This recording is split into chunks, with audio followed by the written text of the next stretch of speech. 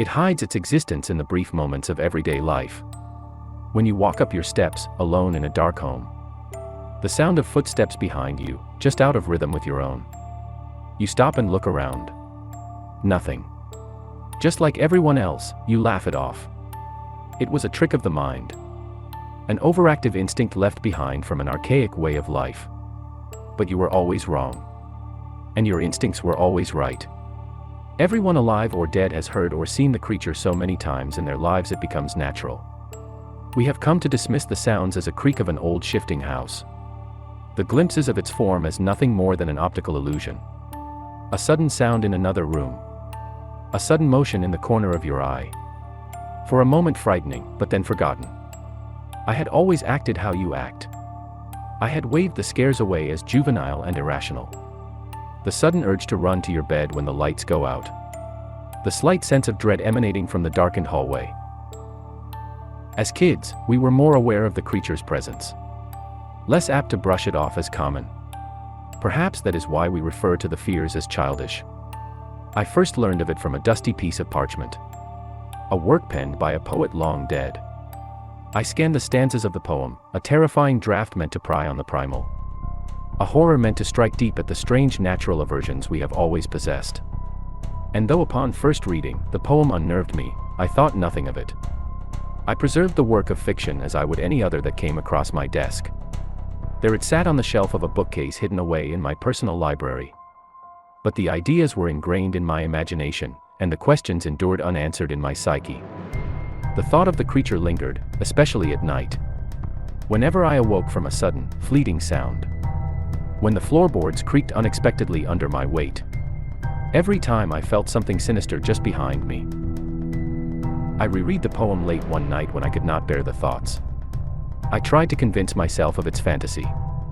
But every time my eyes scanned the words, I saw just beyond my gaze, by my library door, some figure moving.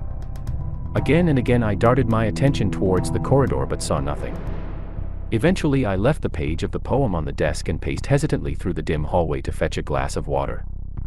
I desperately attempted to convince myself that what I was hearing and what I was seeing were simply symptoms of paranoia gone unchecked.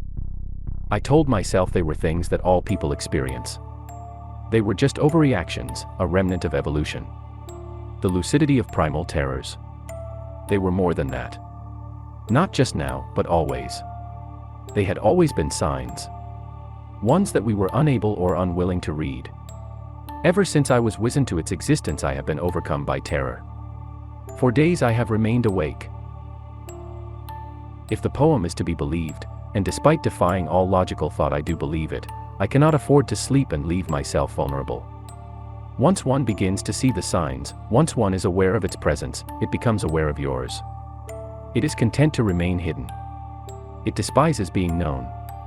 It possesses a deep, inescapable odium for all those who have noticed it. For those who seek it out or cannot forget it.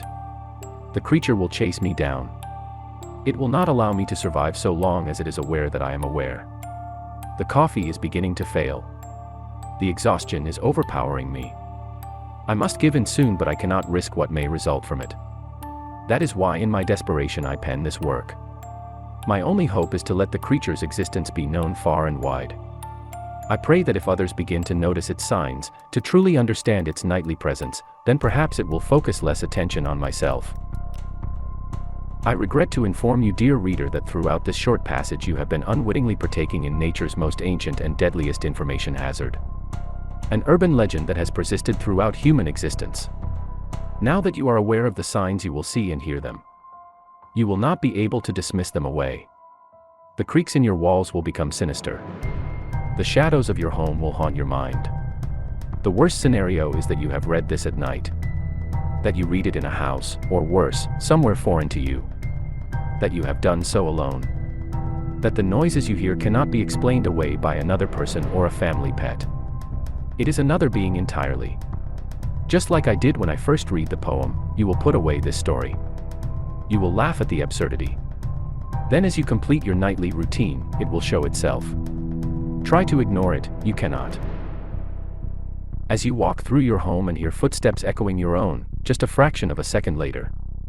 As you look into the bathroom mirror when you brush your teeth and you see something just behind you over your shoulder. And especially as you lie awake, tossing and turning, and staring at your closet or out your window. You will begin to doubt the invention of these words. As the creature slowly stalks you from where you cannot see it. As it waits for you to fall deep into a sleep you will never awake from. Only then will you understand the true reason for our instinctual dread.